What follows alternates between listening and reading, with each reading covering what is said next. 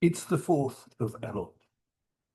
On Rosh Hashanah, we will read about Akedat Yitzchak, about Avraham taking Yitzchak to Moriah and potentially offering him as a sacrifice to Hashem. But I want to go back a little bit in the Torah to a famous journey in the Pasha of Lech Lecha. The Torah tells Avraham, Lech Lecha, go for yourself from your land, from your birthplace, and from your father's house to the land that I will show you. And there's a striking question from that, an obvious question. Why did Hashem not tell Avraham where he was sending him? Wouldn't it have been easier to tell Avraham, to give him a command that he was going to Eretz Israel if he knew the destination in advance? To leave behind everyone he knows, his family, his home, his culture, and his comfort is a tremendous test. Why make it even harder by concealing the eventual goal? And the Medrash tells us that Hashem withheld the destination so that Avraham would receive a reward for every single step that he took. It wasn't the arrival, not the destination that mattered, but the walk itself, the courage to keep moving when the end was hidden. Rav Baruch Ber Leibovich Zechet Tzaddik Livracha explained the profundity of this medrash. Had Hashem told Avraham exactly where to go, had he given him a defined goal, then the mitzvah of Lech Lecha would have been completed only when he reached that destination. To travel along the way would have merely been a preparation for the mitzvah's fulfillment. Yes, there would have been reward for the effort, but the mitzvah itself would have been accomplished only he arrived in Eretz Israel, only at the end point.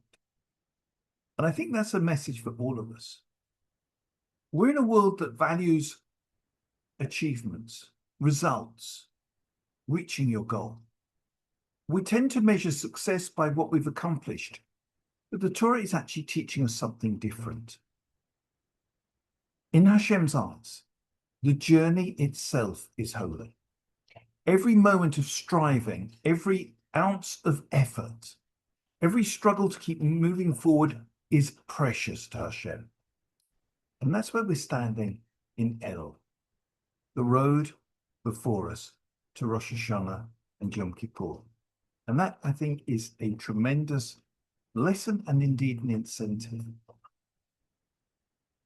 Elul is not about achieving instant perfection. It's not about reaching the top in one step. It's about taking the first small, honest step. As we keep saying, it's about Anila Dodi, turning towards Hashem and discovering Dodi Li, that Hashem is there to help us forward. Chazal frequently remind us it's not about up to you to finish the work, but you're not free to withdraw from it. Our task is to begin. Once we take that first step, Hashem gives us the strength to continue. Rav Dessler once explained the whole idea with a wonderful example. He said there's a simple villager who had never been to a city in his life. And he decided to visit London, New York, wherever it was. He'd been surrounded throughout his life by small homes, wooden cottages, and he was completely unprepared for what he'd seen.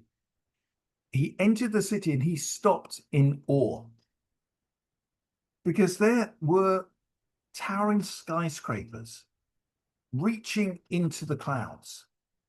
And he could hardly believe that the people had built such enormous structures. So curious, he said to passers-by, maybe he was standing by the Shard, maybe by the Empire State Building, wherever he was looking up, he said, How on earth do I get to the top of that tall building? And the man smiled and he pointed to a small room with sliding doors. He said, "Step inside, it will take you to the top." So the villager entered, door closed behind him, and almost immediately he started panicking. This poor villager, he started panicking. He had no idea what was happening. The room was still and quiet, and he felt trapped. So in fear, he started pounding on the walls and shouting for help until a security guard came running and opened the doors. "What's wrong?" said the security guard. "You told me the room would take me to the top," the man said, "but I was stuck. Nothing moved. And I thought I'd never get out." So the security guard laughed at him. He said, "You forgot the most important thing. You have to press the button. Once you do, then the lift is going to take you wherever you want to go, right to the top."